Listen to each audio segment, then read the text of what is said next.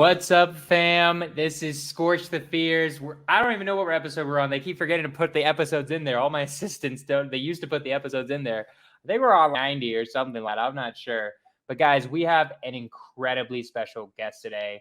Marco, my man, he is the magic behind all of my social media. Guys, if you guys watch my IG reels, if you guys watch anything, if you watch any of the Scorch the Fears, everything, the little intro you just saw, the goddamn lion, everything. This is the man behind all the magic. I record it and then he makes it look pretty, right? And me pretty. So this has been a long time coming, but it's good to finally have him here and to have him on Scorch the Fears.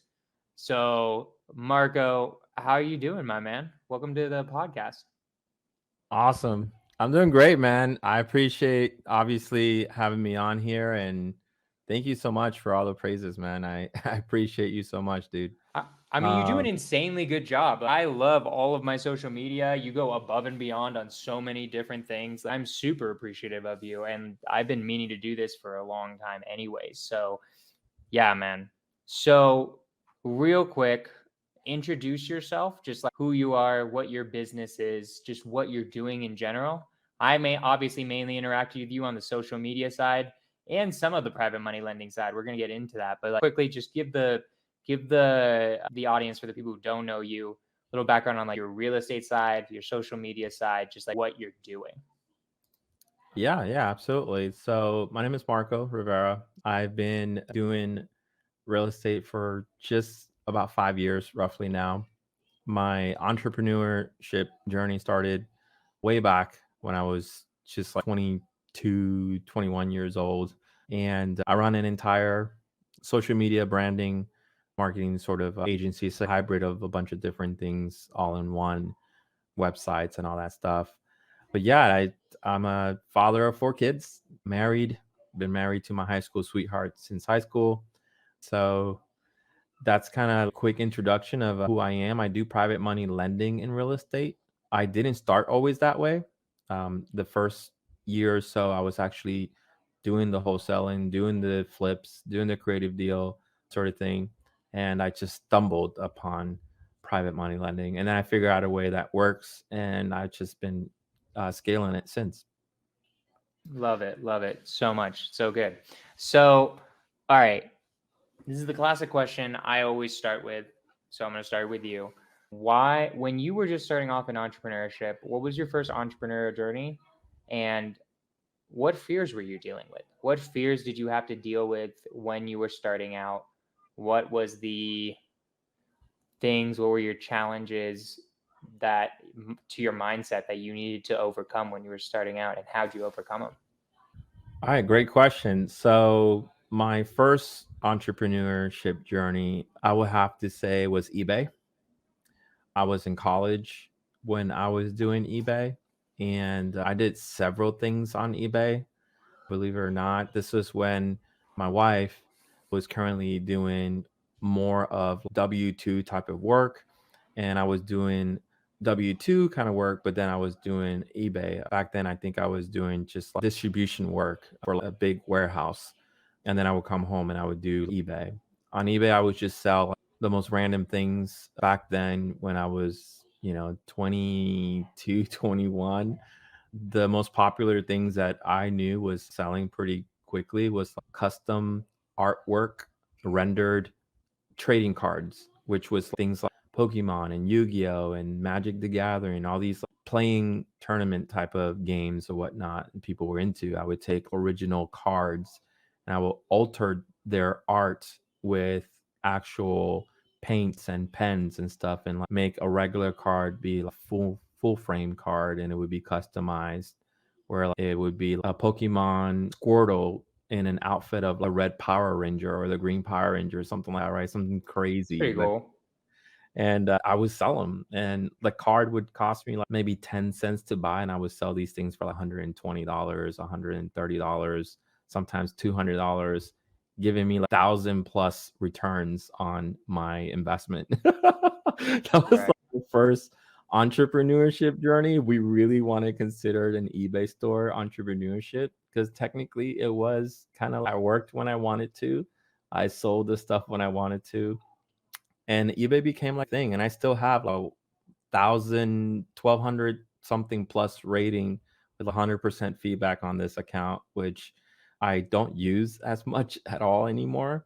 But I would sell just about everything. I would sell that. I would sell. Did you sell your eBay account? That's almost curious. I'm I curious I if you could didn't. sell I that. didn't sell. I was actually thinking of at one point selling the eBay Might be worth store, some but money.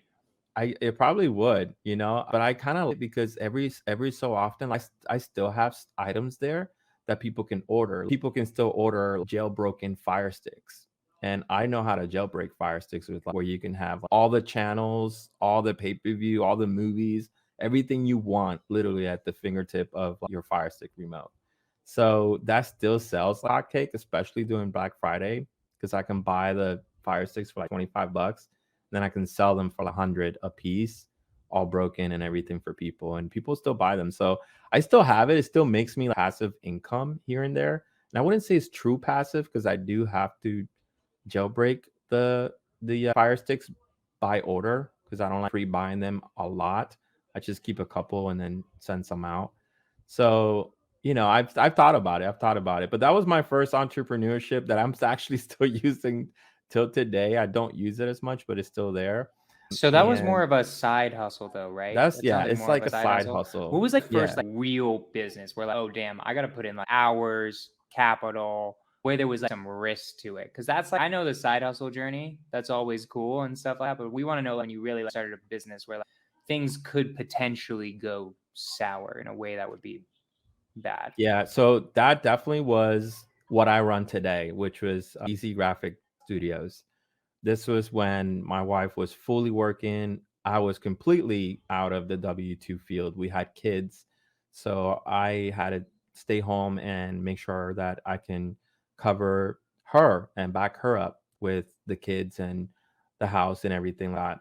And I was a full-time college student at the same time, because we back when we were young, at the age of 22, she was 20, we ended up having our first child. So we started life really early, and I took the role of working so that she can take care of our first child up to a certain point, which was like a year and a half or so.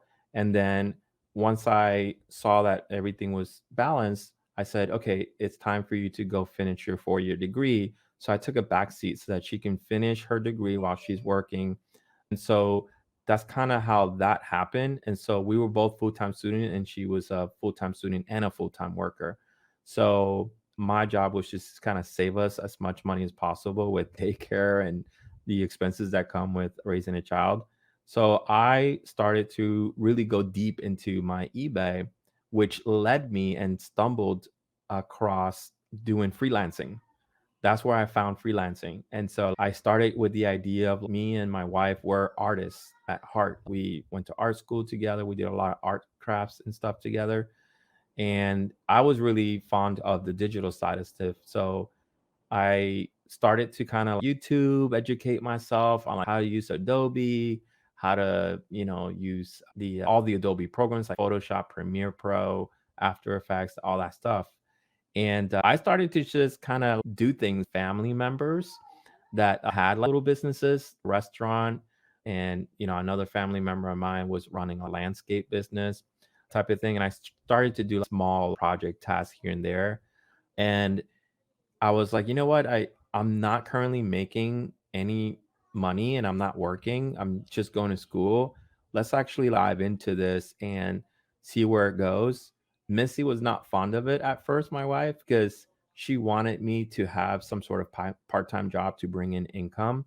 And I said, let's try this for about a year and a half or two, see where it takes off.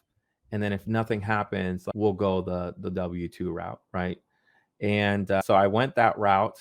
And I think it was like 7 or 8 months in, I landed my first client. And she worked for Simple Healthcare, which is like a health company in the county that I lived in.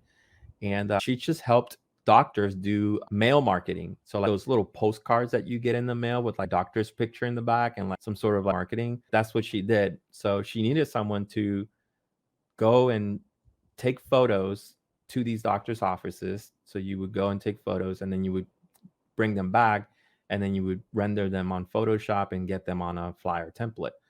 And back then I was only making like $25 per flyer post that I did, but she would send me like 150 to 120 of these things at a time. And so that was my first entrepreneurship. And that's kind of how I got started, where I was, after I landed her and then my second and third client, I was talking to my wife and I was like, what do you think about me making this a business? I'm not making crazy money right now, but it's actually pretty decent. I'm making more than any, low income job would at this point. And she was, I mean, I guess back then we had two kids during that time. So it was one kid and then another kid. So that was the fear that I ran into very early on, is like believing that it can work and getting her to believe that it can work. But the fear in the back of my head was still there behind me, just like, I'm just waiting for you to slip. I just want you to slip. And Right. it was tough. It was just stressful. It So was wait, very talk about stressful that for for a me. second. Talk to me about that for a second. The fear behind you say was waiting for you to slip. Explain that more. Go into that. What do you mean by that? Yeah. So, during my first child, things were groovy. And then my second child came in the picture and he ended up being autistic. And so challenges arose really quickly with my second child in the middle of my this journey that I was trying to make. And so I'm a big believer in, the men above. And the thing that I loved about what we had every Sunday and every, week and every month, and the way I grew up, is I believe that everything that comes to you is because you earned it, you worked for it, and you gave back to value to people so it can come back in return. So for me, during this period, my wife was going through some serious dark times in her mind, just things from her past, and it was making challenges between us and the kids and the business really tight. Almost like the enemy was behind me, waiting for me to just like give in or give up or slip to where everything was going to crumble. And there was times where I felt like it was only a hair away from happening. And so what ended up getting me through that was just literally believing in the faith that I had and getting her to lean on that. Back then my wife wasn't like the biggest believer in what I believe my faith, is in. She wasn't really into it as much. She had resentment because of her past and losing her two parents and everything, very young. So it was really hard when that came about, because her worst fear in life was having a child that needed a lot of disability attention and things like that. And the thing is, I never saw that ever happening at all. Our families, no sides in either or side has any disability issues or any health issues at all. So having an autistic child kind of put me in a position where, this wasn't just because this maybe this is something that was meant to be. And fast forward today, I see it as a blessing because it actually pushed my wife to follow along the same steps that I believe in. The foundation that we are now in and we built is 100% in line. And it's all Hmm. thanks to, honestly, our second child. He literally changed everything. Like the way I pursued my vision for the company, the way I pursued the vision for my marriage changed everything. So, Lucas was definitely a huge blessing. And like, it was So like in a what year later way? than What way? What way did it change everything? I understand like having an autistic child, but like what, and that can be a lot harder, obviously, taking care of children. Like, but what specifically happened? Was it because you guys just had to put down preconceived beliefs and then that forced you to do what you need to do in business? Or how did that relate back to your business life too? So for her, it was definitely a battle of faith, believing that things are going to turn out okay. That was her challenge there. For me, it was the challenge of how am I going to be able to balance what's happening in my house while giving 100% of myself to a business that can crumble at any moment? Because the thing about my business back then, it was I was running it by myself. There was no employees, there was no VAs, there was nothing. It was just me. So the moment that I ignored any sort of work or task or things were piling up because I was more concerned about what was going on at the moment between Lucas's doctor meetings and his tantrums and everything that comes along with having an autistic child. There was a lot of dangerous situations that I had to deal with because he was self-harm. And so there was so much pressure, yeah, in that I had to find an outlet. And my outlet was literally just being able to find my faith with God all over again. Almost like I felt like I never even had one to begin with, but I did. It needed to go to another level. And so getting my wife to kind of be able to stay in line with what we were planning, what our plans were, what our goals were without, getting them shift all around. It was hard to focus on everything. Now, what allowed Lucas to finally help us in going in the right direction was actually another miracle because it took a whole year and 4 months for that miracle to come about. And that was Elena, his little sister.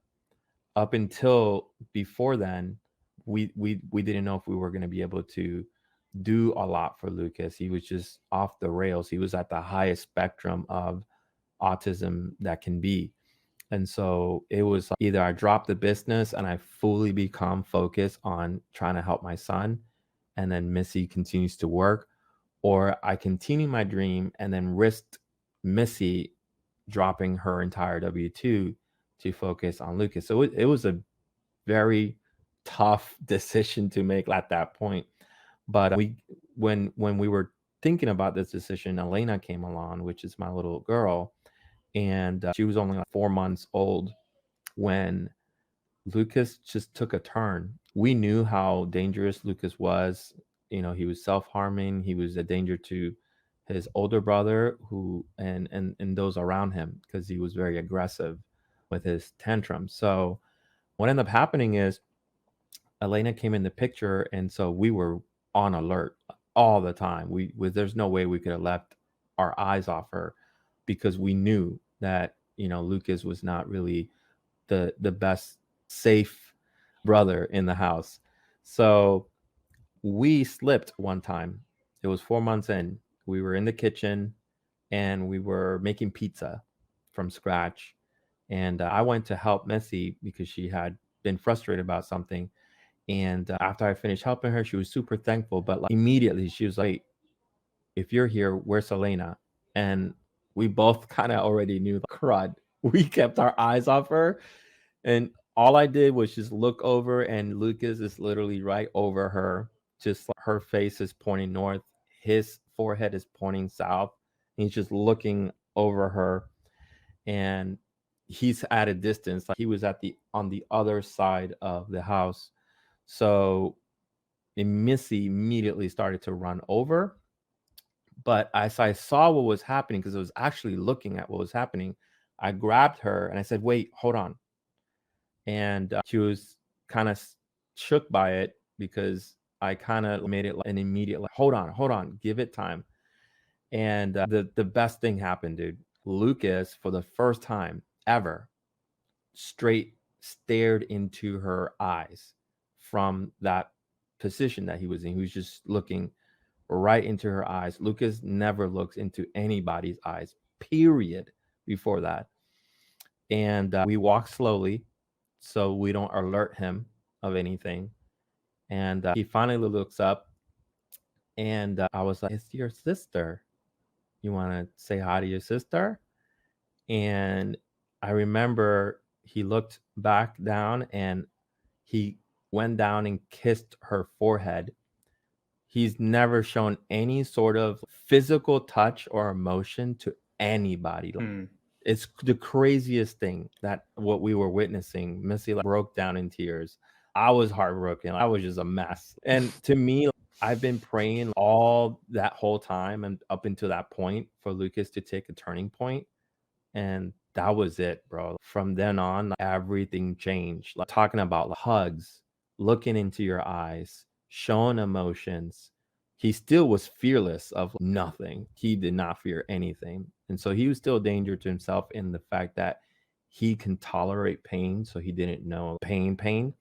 But gradually, it just changed everything. When she started talking, his first words were rolling out of his mouth. So it was just like that whole Nice. journey alone, aside my entrepreneurship or whatnot, it literally is what pushed me to go that lane and just go hard because that was my biggest why. It was I need to provide for these kids as much as possible. They deserve just about everything, just just for like, being able to go through all the challenges together that they had as brother and sisters and things like that. So Lucas honestly gave the drive. That's how he helped me in my entrepreneurship journey. I didn't have a drive because when I started, I didn't have a big why. My biggest why was just I just want to make money. I just want to make money so that I can pay this and pay that Mhm. and be able to like grab this or grab that.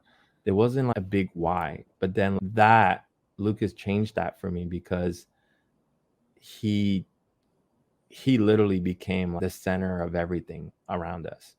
And so when I realized that, I realized, man, I as a father, I don't think I'm doing enough. You know, this not. It made me question a lot of things. So it from that point, it just changed everything for me. So I started to literally do everything for my wife, for getting out of that dark hole that she was in, for Lucas, my older son, who had to witness, you know, a lot of things as well with his brother and all that stuff. So my that was really why it literally turned everything for me, not just entrepreneurship wise, but my entire life, really.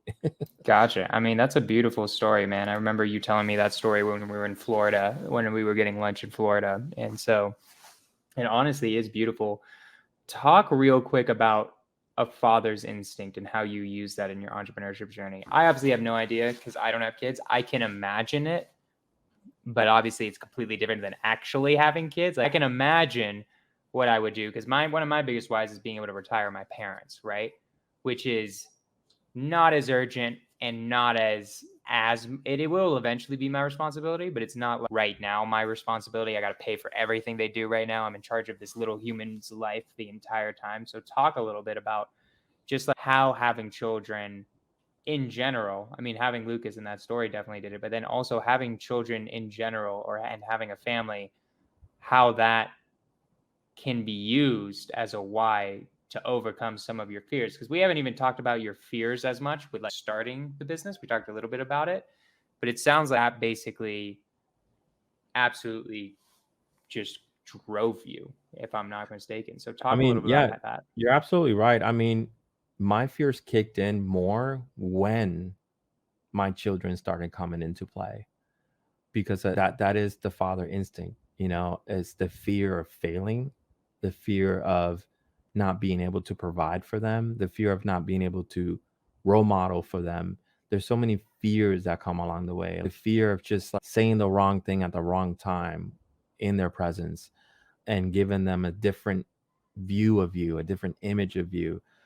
And as a father, I wasn't perfect. And so there was always fears around just messing up, you know, doing something that would crucially affect not just my family financially, but also would get them also messed up more on their character side. Because, you know, when you go down a rabbit hole and you're just pissed at everything just not going your way, your whole character can completely infect others if you don't find a way to just like control it or control yourself or control the situation or you know within you and around you. So there was always fears. And so having the kids honestly made me more patient.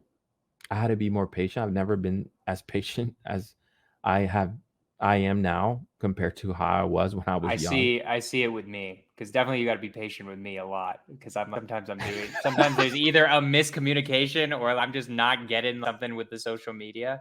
So I see it come out where you come into like that, not, I mean, I guess dad mode or teacher mode, where you're like, all right, let's Yeah, go over this again. and that's the thing. I'm always on dad mode, and yeah, you felt it because it's. I have 4 kids now, so it's like this is literally all I do. So I get to spend a lot of time around them when they're back from school. But having a father instinct does apply things that, as an entrepreneur, if you're missing them, I don't think you can be your full self. I don't think a man can be a full whole man without the experience of a kid. I wholeheartedly believe that. I don't think a man is whole without having a child in their life.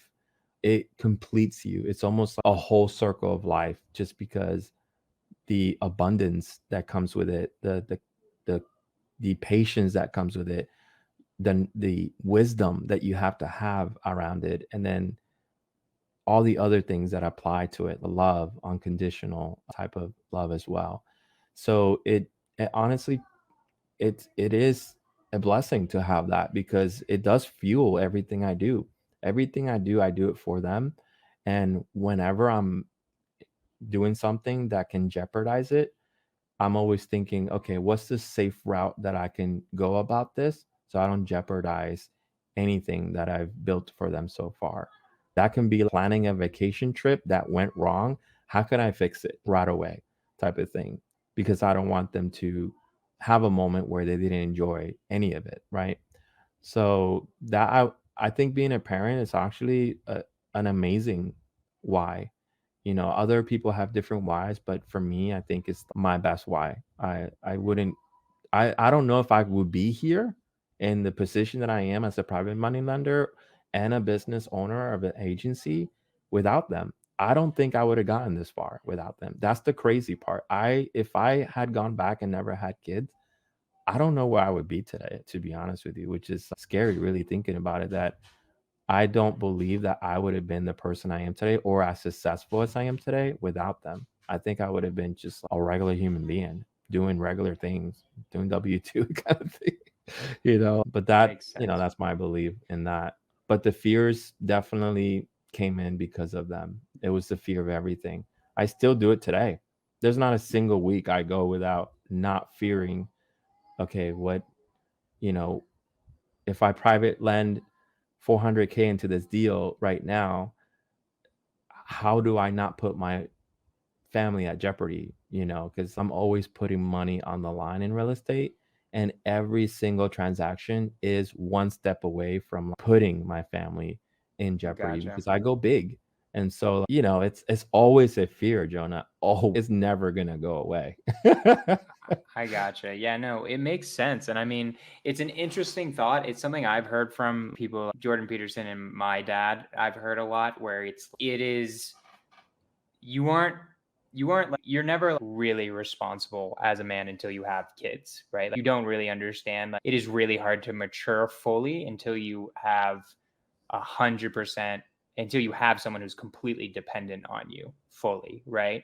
Yeah, So it's I've like seeing heard a of these little things. it's like seeing a little small person of yourself, and you got to teach yourself everything the right way. Now that you've been through most of that child's life, your future self, you want to teach him, the 22 years behind you, everything that you don't want him to do or you want him to learn. So it's crazy.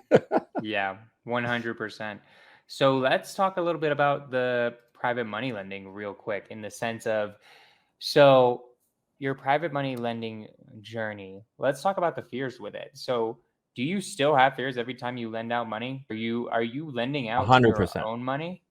Yeah, 100%. It's never going to go away. I mean, we're talking about private money is not hard money. It's not brokerage money. It's literally money, your money. If it's gone, it's gone, and you have to go get it back. So private money is definitely always scary. It's almost like an adrenaline rush. When I'm signing a contract, I'm just in my mind, I'm vetted this thing. I know I vetted this thing. We're good. We're good. We're good. I know things could go wrong, but I vetted this thing. We're good. We're good. But there's always going to be things in your mind, right?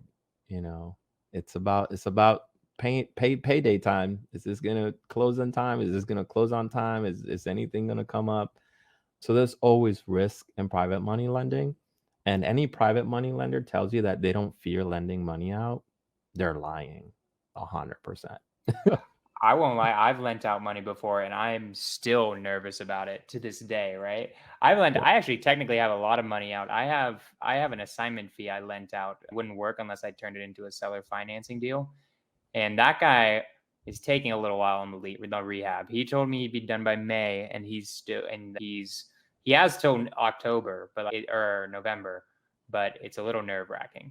Even so, Yeah, and it happens, especially with the market right now. It happened several times. Me and Mamadou just finished a deal in Texas that we finally sold March of this year, and we had started that back in October, and we were supposed to be in and out within like 60 days max. Rehab, sold everything, but here we are, March 20 something of 2023, finally May, closing on the dude, deal, we're in and it May. was just well, I mean, but I'm saying like, when we finally sold it, I mean, yeah, we're in May, but back then it was like, well, we're in March and we're finally selling this Oh, it was thing, in March is when it happened. Yeah, that's when we Gotcha. sold it. So, and yeah, things just did not turn out. We had grabbed a sub 2 deal at like super huge discount. I think it was a 110, about 110 sub 2 loan that we took over with only 26K in arrears.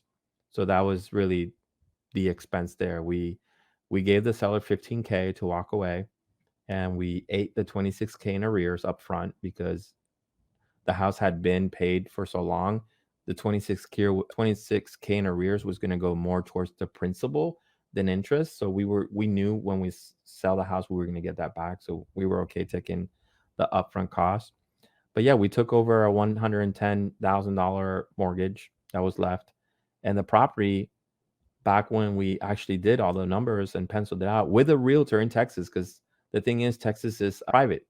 So in order for you to see Right. other things, you actually have to have a real estate lender on your side to be able to tell you, yeah, this, that. And the lender, the real estate agent was actually part of sub 2. This whole transaction was all sub 2. Everybody involved was, except for the contractor, but everybody else was sub 2.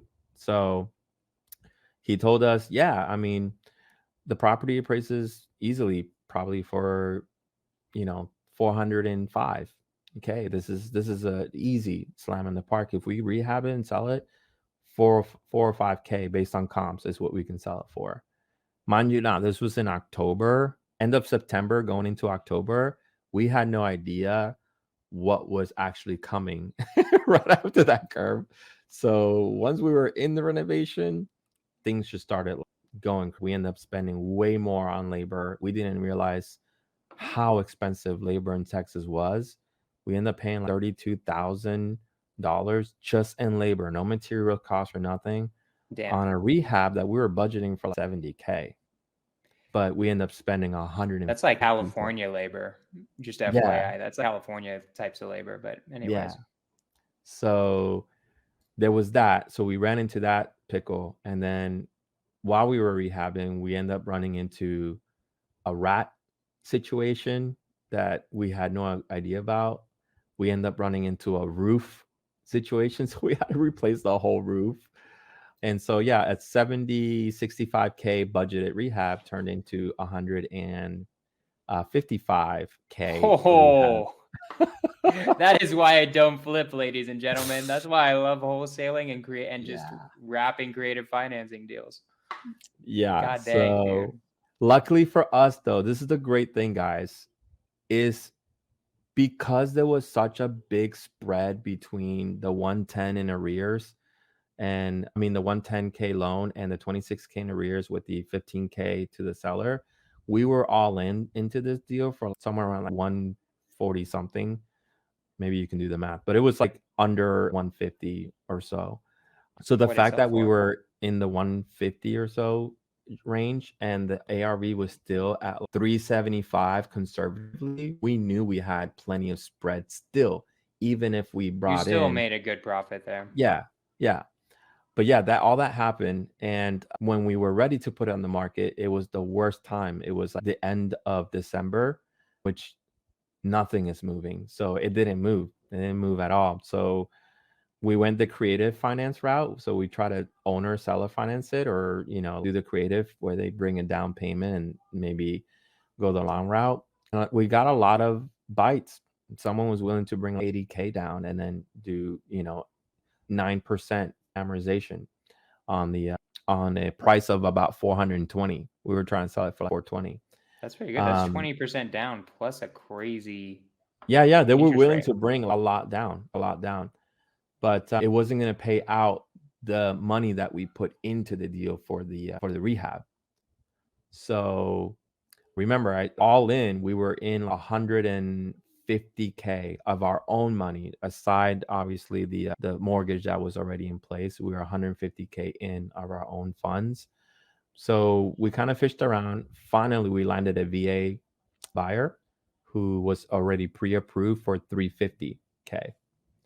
So we negotiated with that person, and we had listed it for 325K, but we end up getting 340K for it because we end up upselling him on why he should buy this house. And so we actually sold it for more than what we wanted, just because he was pre-approved, so it was easy to push the higher number.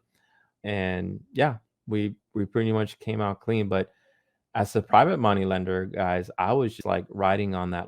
This is not looking too yummy at all. Also, were you in second position, or were you the entire loan? So actually, I wasn't in any position. I was actually a partner on the entire deal. We went 50-50 on a joint venture, me and Mamadou. So yes, I brought in all the capital, and he brought in, I think, 35K into the deal. So he had a little bit of skin. I had most of the skin, but we were able to create a partnership and a 50-50 split on the profits, which end up working out fine at the end of the day. We had to bring in some extra private money in the middle of the rehab, which thanks to them, we were able to finish everything, and we took care of them. So yeah, there's always risk with private money lending. Everybody, if you want private money lending, social media, whatever it is, reach out to him on Instagram. It's on his @MarcoMoneyGems. If you want the treatment, say it was from Scorch the Fears. If you want like a good treatment and all that. And yeah, man, what do you have any last words for the crowd? No, thank you so much for coming out, all of you who are watching. I appreciate you supporting, obviously, the podcast. It means a lot, and I appreciate you coming out to see me. Cool. All right, guys. Next week, we got Rob Sema. He is the Gator Lending Tribe leader. That'll be a fun one. We've got some cool people cooking in the kitchen that I'm working on right now. I'm working on Steve Trang. I'm working on a couple of other high-level people. I'm hitting up Chris Jefferson. He hasn't responded to me yet, but we're getting some cool people on the podcast. It's a good thing I got here early. I don't want to be their follow-up. Yeah, exactly. So I'm going to end it here, guys. Scorch the Fears. I don't even know what episode this is anymore. I'm going to have them put the episodes in there. I think we're all 90 or something like that. Marco, thank you so much. Let's freaking go.